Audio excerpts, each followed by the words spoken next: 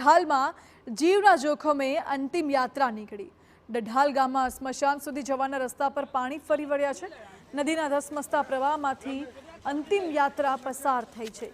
ગામના લોકો જીવના જોખમે અંતિમ યાત્રા કાઢવા મજબૂર બન્યા છે। મૃત્યુ પછી પણ શાંતિ નથી તે પ્રકારના દ્રશ્યો જોવા મળી રહ્યા છે। નદીનો પ્રવાહ છે એની વચ્ચેથી ગામના લોકો આ અંતિમ યાત્રા કાઢવા મજબૂર બન્યા છે।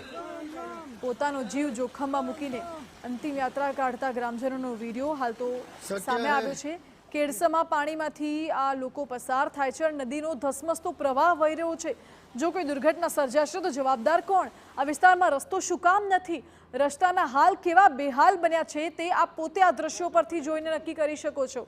એક્સક્લુઝિવ દ્રશ્યો TV9 ગુજરાતીની સ્ક્રીન ઉપર આપ જોઈ રહ્યા છો। ઘટના અંકલેશ્વરના ડઢાલ ગામની છે, જ્યાં જીવના જોખમે અંતિમ યાત્રા નીકળી।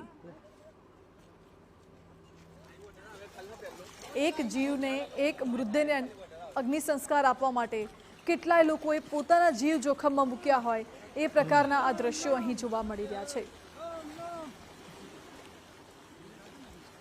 સત્ય હૈ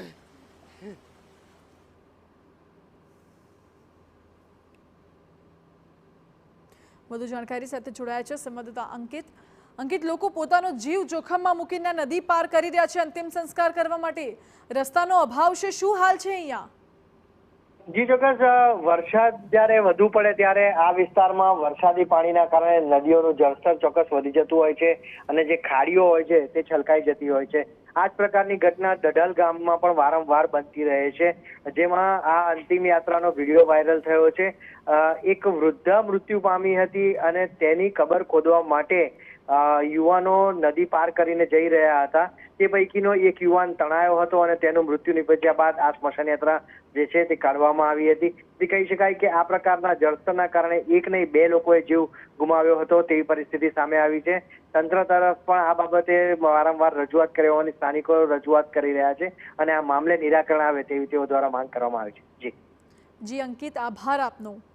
એટલે સ્થાનિકો મજબૂર છે આવા પાણીના ધસમસતા પ્રવાહમાંથી અંતિમ યાત્રા કાઢવા માટે, પસાર થવા માટે, અને તંત્ર દ્વારા રસ્તા બનાવવામાં આવે તેવી લોકો દ્વારા માંગ પણ કરવામાં આવી છે।